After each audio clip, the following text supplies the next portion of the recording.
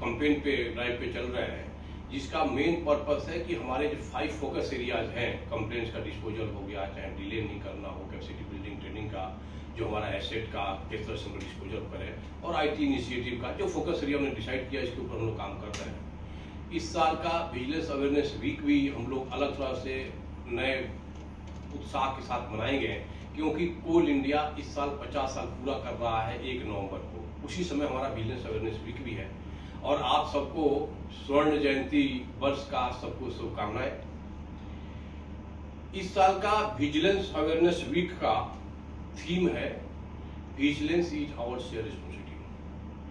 DS साहब ने बहुत सही बताया कि हम लोग पब्लिक मनी खर्चा करते हैं, और हम सबकी जिम्मेदारी होती है कि एक एक पैसे का हिसाब हम रखें, कहीं किसी तरह से कुछ ट्रांसपेरेंसी में या डिले ना हो, इस तरह से कुछ गड़बड़ी ना हो, ये हमको पूरा ध्यान रखना है। डीएस साहब ने ये भी बताया नॉलेज इज पावर। साहब ने ये भी बताया कि हम अपने पास खाली नॉलेज रखेंगे, ऐसा वो जमाना गया। हम सामने वाले को भी बताते रहे और सामने वाले को भी ट्रेन करते रहे, उनको भी सिखाते रहे। ये समय है, और हम ये भी चाहते हैं कि पूरे कोल इंडिया में इस तरह का माहौल रहे कि आओ हम सीखें और सिखाएं। और thanks to mister R K. Pandey, जो एमएम का इन्होंने स्पेसिफिक ट्रेनिंग का एमएम के ऑफिसर्स के लिए उन्होंने ऑर्गेनाइजेशन कराया। जब टेंडर की बात आती है तो मैं हमेशा अपने ऑफिसर्स को ये बोलता हूँ कि जब टेंडर कॉल करना हो, उसके पहले आप सारा रिसर्च कर लीजिए कि सर्वे करना वो कंप्लीट हो जाए, क्या एलआर रहेगा, क्या रेट रहेगा, क्या टेंडर कंडीशंस रहेगा, एलिजिबिलिटी क्राइटेरिया क्या रखेंगे, जितना रिसर्च करना है, आर्बिट्रेशन क्लॉज क्या रहेगा, टर्मिनेशन क्लॉज क्या रहेगा, क्या हम स्पेशल कंडीशन डालना चाहते हैं, जितना रिसर्च करना है my dear friends, tender call करने के पहले कर लीजिए। उसमें मेक इन इंडिया का क्लॉज डालना है कि नहीं, मतलब एमएसएमई का डालना है कि नहीं, ये सारा चीजें टेंडर कॉल करने के पहले हमारा टेंडर डॉक्यूमेंट परफेक्ट होना चाहिए, कोई एम्बिग्यूटी नहीं होना चाहिए, कहीं कुछ कंफ्यूजन नहीं होना चाहिए। मैं इस बात को रिपीट करना चाहता हूं कि जो रिसर्च करना है my dear friends, tender call करने के पहले किया जाए। और एक बार आपका वो जो टेंडर डॉक्यूमेंट बन गया, अब वो आपका बाइबल हो गया। उसमें जो जो कंडीशन जो भी आपने डाला है, उसको डालते हुए टेंडर जब एक बार इनवाइट कर दीजिए, जब टेंडर फाइनल करना हो तो उसको लेकर हमको अक्षर सा पालन करना है। और जब टेंडर फाइनल करने जाए तो एक एक चीज देखें, उसमें हर एक सर्टिफिकेट को हम लोग वेरीफाई करना है, चेक करना है, एग्जामिन करना, उसको चेक करें, कमिटी बैठे। और इसमें हमने ये देखा है कि कहीं कुछ कंफ्यूजन हो रहा है तो यदि हम कुछ डिसीजन ले रहे हैं, उसको हम टेंडर माइनस में रिकॉर्ड कर दें और सबका साइन कर दें। यानी हम किसी तरह का एक्सेप्टेंस या रिजेक्शन कर रहे हैं, किसी को हाई रेट में क्यों दे रहे हैं, चाहे किसी को रिजेक्ट क्यों कर रहे हैं, किसी की एलिजिबिलिटी या क्राइटेरिया फुलफिल नहीं हो रहा, तो उनको रिकॉर्ड कर दें। Right your mind on the file. यदि आप अपना टाइम टेंडर माइनस डिटेल में बनाए रहेंगे तो कुछ गलती भी होगी तो बाद में आपको भी याद आ जाएगा, चाहे बॉस चाहे कोई पकड़ेगा तो देख लेगा कि नहीं, due to this decision they have decided this. आप डिसीजन लेने में डिले मत कीजिए और टेंडर जल्दी फाइनल कीजिए। और जब एक बार आप टेंडर फाइनल कर दिए तो आपकी ये भी ड्यूटी बनती है कि उसका एक्सटेंशन, उसका एग्रीमेंट, उसका एलओए टाइमली इशू हो जाए और उसको कोई प्रॉब्लम ना हो। डिस्क्यूशन वाला पार्ट भी आपको बीच बीच मॉनिटर करते रहना है, और ये भी ध्यान रखना है कि जब एक बार काम खत्म हो गया तो उसका फाइनल बिल, उसका बीजीएसटी जो रिलीज करना है, उस वाले पार्ट में भी जाए।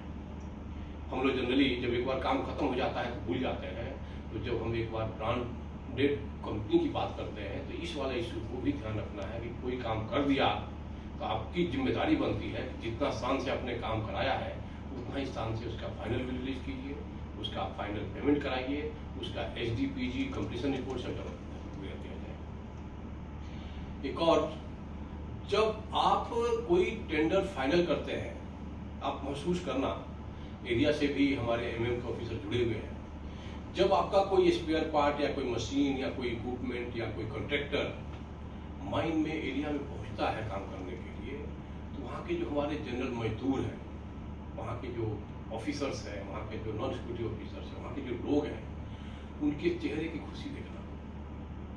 आपका एक टेंडर यहाँ फाइनल करने से आपका चलते जो वहाँ पर मटेरियल या जो भी सामान पहुँचा, उसके चेहरे पर चमक आ जाती है। जब भी मैं कहीं एरिया में कहीं कहीं जाता हूँ, देखता हूँ कि सर ये वाला टेंडर हो जाएगा तो हम ऐसा करेंगे, सर ये वाला मशीन का ऐसा प्रॉब्लम आ रहा है, सर ये कॉन्ट्रैक्ट हमारा फाइनल हो जाएगा तो हमारा प्रोडक्शन इतना फायदा हो जाएगा। तो आप जो काम करते हैं वो काम है किसी के चेहरे पे खुशी लाने का। और धनतेरस के दिन मैं बोल रहा हूँ कि आपका हर एक काम, आपको कोल इंडिया को, CIL को प्रॉफिट मिल जाता है, वहाँ पर धन की वर्षा कराता है। तो ऐसा हम काम कर रहे हैं कि राष्ट्र के निर्माण में, चाहे कोल इंडिया के डेवलपमेंट में हमारा कंट्रीब्यूशन है और किसी न किसी के चेहरे पर हम खुशी ला रहे हैं, इसीलिए तो हम लोग अपनी ड्यूटी करते हैं।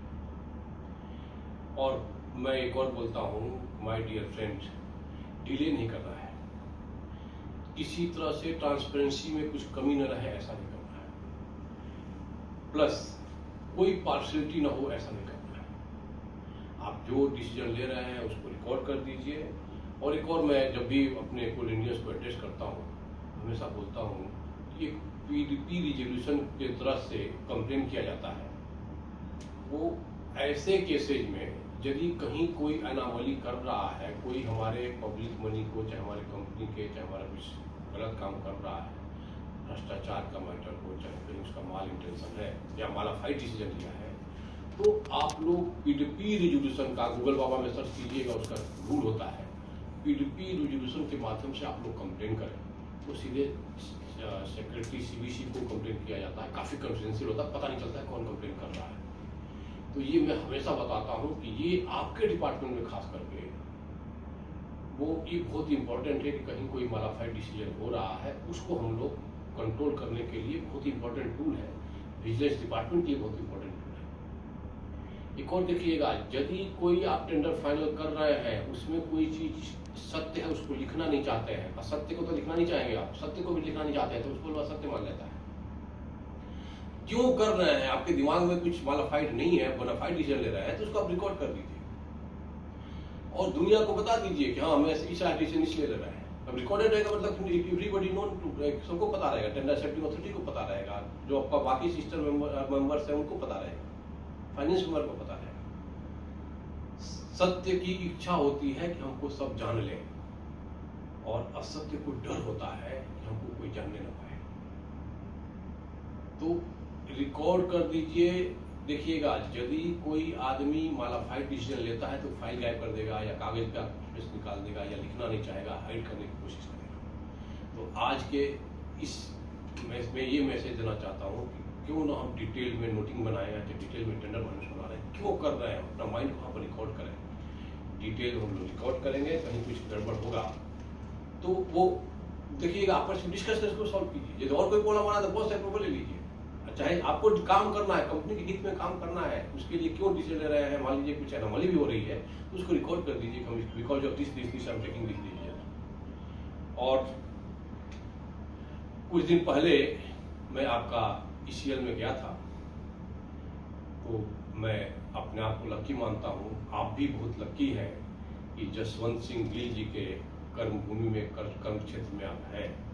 तो हम लोग 16 नवंबर को, जिस दिन महावीर कोयलरी का हम लोग सक्सेसफुल रेस्क्यू ऑपरेशन कंप्लीट कर पाए थे, उस दिन मैं आपके CMD साहब को भी बताया था कि हम लोग उसको रेस्क्यू डे की तरह सेलिब्रेट करें और जसवंत सिंह गिल साहब को रेस्क्यू मैन का उपाधि दिया जाए।